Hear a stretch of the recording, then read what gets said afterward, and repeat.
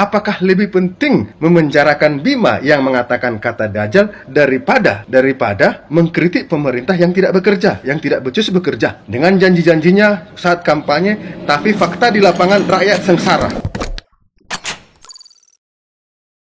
Hola netizen yang berbakti, Advokat Ginda Ansori mengajukan pengaduan ke Polda Lampung terkait kritikan pembangunan Lampung tidak maju-maju yang dilakukan oleh Bima Yudho Saputro di akun TikTok pribadinya. Namun, aksi aduan ini ditentang banyak pihak karena dinilai melanggar kebebasan berpendapat. Salah satunya Aliansi Jurnalis Independen atau AJI dan Lembaga Bantuan Hukum atau LBH Bandar Lampung mengkritik aduan Ginda Ansori itu. Dia dinilai telah melanggar kebebasan berpendapat. Direktur LBH Bandar Lampung, Sumaindra Jarwadi, menjelaskan kebebasan berpendapat merupakan salah satu hak asasi manusia yang dijamin oleh konstitusi. Negara wajib untuk memenuhi dan melindungi hak tersebut. Atas dasar itu, LBH Bandar Lampung akan siap memberikan pendampingan hukum untuk Bima Yudho Saputro. Ketua AJI Bandar Lampung, Dian Wahyu Kusuma, menilai bahwa laporan yang dilayangkan oleh Ginda Ansori atas dugaan pelanggaran yang dilakukan oleh TikToker Bima dalam akun pribadi @aubimaxribon memang menjadi celah untuk mengkriminalisasi dan membungkam orang yang aktif mengkritik kebijakan pemerintah. Dia juga menyinggung soal pemerintah serta aparat kepolisian yang dikatakan Bima telah mengintimidasi keluarganya. Assalamualaikum warahmatullahi wabarakatuh. Saya akan menyampaikan terkait dengan hal-hal yang berkembang di masyarakat, terutama ada tuduhan terhadap saya, diduga bahwa saya melakukan proses hukum terhadap saudara B ini, dianggap atau diduga disuruh orang lain atau pihak lain. Saya tidak ada kaitannya dengan orang lain. Saya lakukan sendiri, bahwa saya akan memberikan pendidikan yang benar. Bagaimana cara menyampaikan aspirasi yang benar dengan menggunakan kata-kata yang bermartabat. Ya, problematika yang disampaikan oleh saudara B ini soal proyek-proyek mangkrak, jalan di mana-mana bermasalah, terus kemudian soal-soal UN yang kemudian bocor, penegakan hukum yang kemudian belum maksimal, dan korupsi itu, serta suap menyuap itu bukan hanya problematika yang terjadi di daerah Lampung saja. Ini yang perlu harus diketahui. Kenapa? Karena semua ini, fenomena ini, peristiwa ini, itu terjadi di berbagai daerah. Ya, apalagi kita baru bangkit dari 2 tahun pasca COVID. Jadi wajar kalau kemudian pembangunan itu terbatas, bos. Dan proses penganggaran, bukan kemudian viral dulu baru kemudian dibangun. Oh, nggak bisa itu proses anggaran dulu baru dibangun. Masuk dulu dia di dalam badan anggaran dibahas, lalu kemudian diperdakan, baru kemudian dieksekusi. Dan ini prosesnya lama, karena proses tender. Harus dipahami itu. Itu loh. Ya. Jadi kalau kemudian kita nggak paham tentang apa yang terjadi, ya nggak usah bicara, atau nggak usah berkomentar, atau kemudian nggak usah beropini, gitu loh. Itu yang saya harapkan. Terus kemudian terkait dengan laporan saya, itu berkaitan dengan bahasa atau konten atau diksi yang dipilihnya dengan menyebut kata dajjal di dalam videonya. Itu konsentrasi saya. Artinya ada dugaan ujaran kebencian terhadap unsur suku di sini. Untuk apa saya lakukan laporan? Agar kemudian tidak ada orang oknum-oknum yang kemudian melakukan atau melaksanakan yang namanya perbuatan-perbuatan yang di luar kebiasaan. Ya. Dengan proses hukum, masyarakat akan menghormati hak hukumnya. Ya, Lampung ini beda, bos.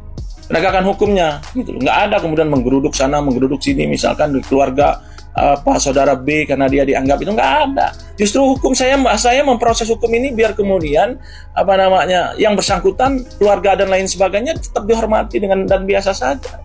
untuk mengamankan jangan sampai kemudian ada masyarakat yang kemudian melakukan hal-hal yang di luar sesuatu yang kemudian tidak baik gitu, ya. Tapi kalau soal misalkan saudara B ini kemudian menganggap dia menang, bahwa dia kemudian protek pisahnya, ya monggo-monggo saja gitu loh. Itu kan bukan kemudian soal menang dan kalah gitu. Nah, oleh karenanya saya ingin bahwa dari kemudian apa yang terjadi selama ini di masyarakat, saya ingin menyatakan bahwa boleh ngonten apapun asal kemudian sesuai dengan kondisinya, dan kemudian disampaikan dengan cara-cara yang benar, santun, tanpa menuduh, terus kemudian tidak merendahkan martabat ya satu kelompok tertentu. Nah, itu bagi saya, itu kepentingan saya ya. Saudara B, saya tidak punya kepentingan untuk kemudian terlalu jauh untuk kemudian memenjarakan saudara ya. Yang paling penting saya adalah memberikan contoh. Makanya saya sampaikan ke penegak hukum agar kemudian persoalan ini ditangani dengan benar. Kalau kemudian dia terbukti, ya silahkan diteruskan. Kalau tidak, ya maka monggo. Ya kan? Nah, itu. Jadi segala sesuatu itu, karena meskipun kita bebas melakukan sesuatu, ya, tetapi kita juga harus menghormati hak damainya orang lain. Itu yang perlu dicatat. Terima kasih. Wassalamualaikum warahmatullahi wabarakatuh. Nah, gimana nih menurut netizen yang terhormat? Silahkan berkomentar ya. Iya, betul. Dianggarkan dulu, baru nanti perbaikan gitu. Tapi banyak dari netizen itu berpendapat dari gua kecil nih sampai gua besar itu jalan belum diperbaiki. Ini mereka yang mengalami ya Pak. Berarti anggarannya kemana? Lah, Pak. Gubernur dan wakil gubernur aja diem tidak melaporkan. Justru dia malah senang dikritik. Kok Bapak yang jadi kebakaran jenggot malah melaporkan? Ada apa, Pak? Kalau tidak ada kepentingan, itu aja lah simpelnya, Pak. Aparat pegawai-pegawai pemerintahnya aja diem aja, tidak melaporkan, ya kan? Tidak melaporkan Bima. Kok Bapak yang gesit malah melaporkan Bima? Ada apa sih, Pak? Mang Ea, Pak, perasaan saya dari kecil di Lampung, nyampe tua bangka kayak gini, jalanan di Lampung itu nggak ada yang benar-benar bagus. Ya mungkin yang rusak itu cuma 15% ya, 85%-nya tuh rusak parah, rusak banget. Jadi gimana tuh Pak? Apa iya pembangunannya terhambat cuma karena COVID doang? Coba deh Bapak, gimana jawabnya? Ayo. Tuh udah seliweran loh Pak, di FYP jalan di Lampung jelek-jelek semua. Nggak ada yang bener. Ada sih, ya kayak yang saya bilang tadi ya, 15% doang yang rusak, sisanya kan rusak parah. Terus gimana dengan pembangunan yang lainnya? Ini baru jalan doang loh Pak. Kalau dipikir-pikir Bapak ini lucu. Coba deh Bapak sekali-kali baca komentar, ada nggak yang ngedukung Bapak?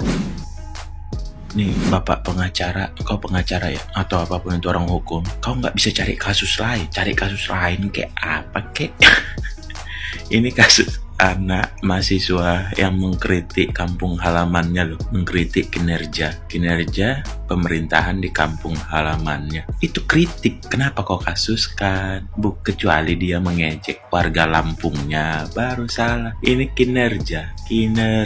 Dan sebelum kau membawa itu ke ranah hukum, baca aja komen di situ, di postingan anak itu kan, si Bima itu. Kau baca di situ, bisa dibilang 90% itu setuju, dan itu yang komen warga Lampung. Mau kau kasuskan semuanya? Kalau semuanya orang yang mengkritik atau menyampaikan aspirasi itu langsung dilaporin, kasus, semuanya nggak bakal berani speak up. Untung itu si Bima lagi di luar negeri, malah dia dapat perlindungan dari Australia. Bayangin, negara lain yang ngelindungin, bukan negara sendiri. Cari kasus lain kayak perceraian artis kayak apa kayak ini muncul malah kasus ini.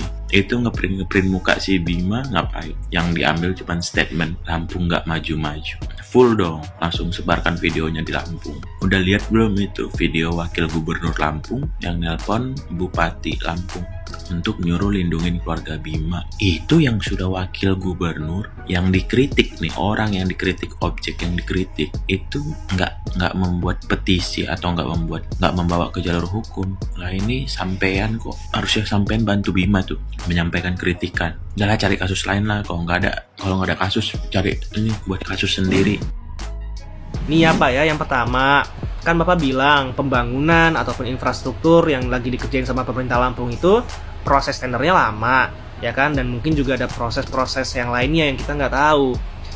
Nah, ketika ada warga Lampungnya sendiri yang mempertanyakan atau mengkritisi, lah itu adalah hal yang wajar gitu loh.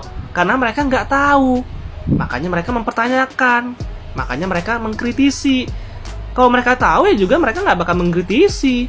Makanya seharusnya pemerintah Lampung itu yang menjawab, mengedukasi, memberikan sosialisasi, transparansinya mana gitu loh. Apa yang membuat permasalahan-permasalahan yang ada di Lampung itu gak kunjung terselesaikan.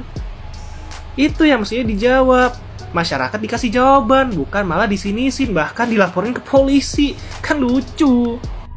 Lalu Pak, yang kedua, Bapak juga mengatakan bahwa apa yang terjadi di Lampung itu juga terjadi di daerah-daerah lainnya. Karena kan kita habis Covid bla bla bla bla. Lah, terus opo poinnya gitu loh. Apakah Bapak berusaha mengatakan bahwa ketika permasalahan-permasalahan yang terjadi di Lampung itu juga terjadi di daerah-daerah lainnya, lantas warga Lampung itu nggak berhak dan nggak usah mempertanyakan ya kenapa permasalahan-permasalahan di Lampung itu nggak kunjung terselesaikan gitu loh. Ya nggak begitu dong. Tetap warga Lampung berhak aja untuk beropini, untuk mengkritik, untuk mempertanyakan. Karena kan itu bersangkutan dengan hak mereka gitu yang tidak terpenuhi. Ya kan?